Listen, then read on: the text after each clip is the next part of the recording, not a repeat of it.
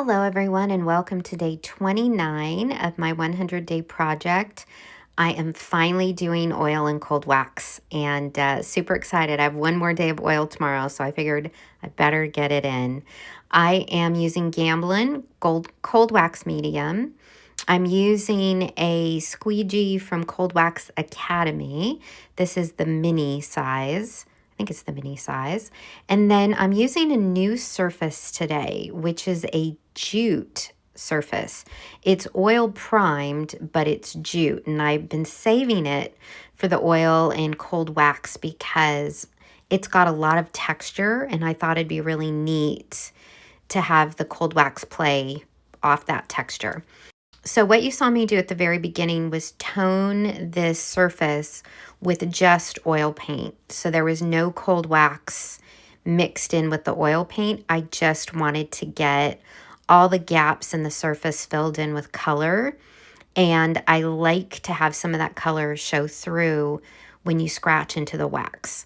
So you'll see that here in a minute. So I always tone my canvas when I'm using cold wax. And cold wax is just a medium that you mix in with your oil paint like other sorts of mediums, except it's a mix of solvent, in this case Gamsol because it's a Gamblin blend, and wax, beeswax.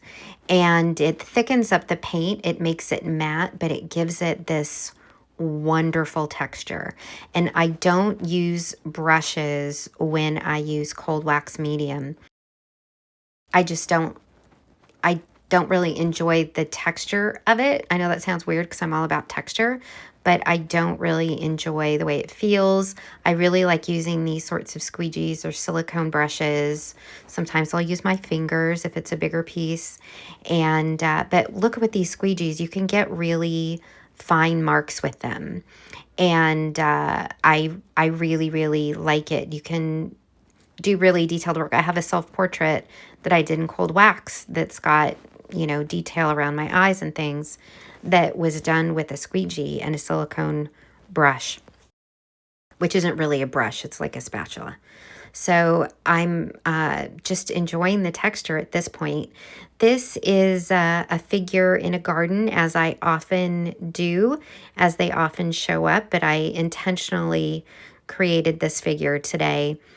Looser shapes work really well in cold wax for me, and I just felt like something bright and pretty. So this is a very literal primary palette. It is phthalo turquoise, Indian yellow, pyrrole red, and white, and that's it. So there may be a little bit of color that's mixed in because I haven't cleaned my palette, so there might be a little bit in there somewhere, but those are the primary, literally, colors that I'm using just to keep things simple.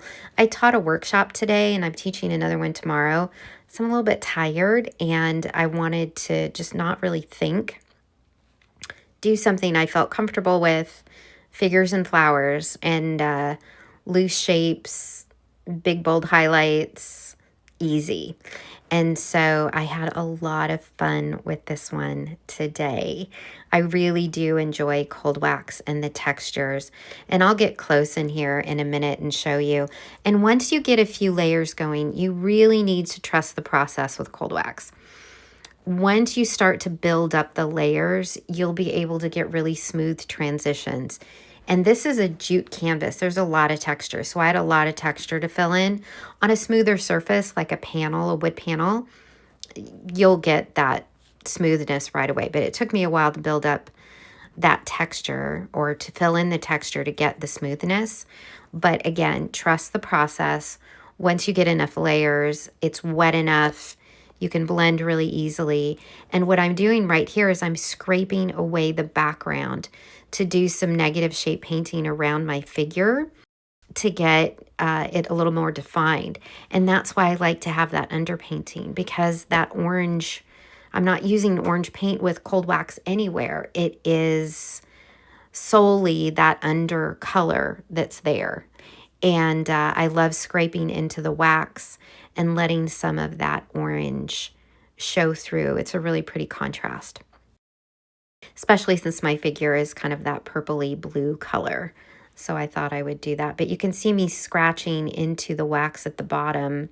And then it's important that you wipe off your tool, otherwise you're just going to transfer that color. But the harder I push, the further I can go through the wax to get all the way down to that orangey color that I toned my canvas with. And there we go. Super, super fun. Look at all that gorgeous texture. I love it. Big, loosey-goosey. I love cold wax. Love, love, love.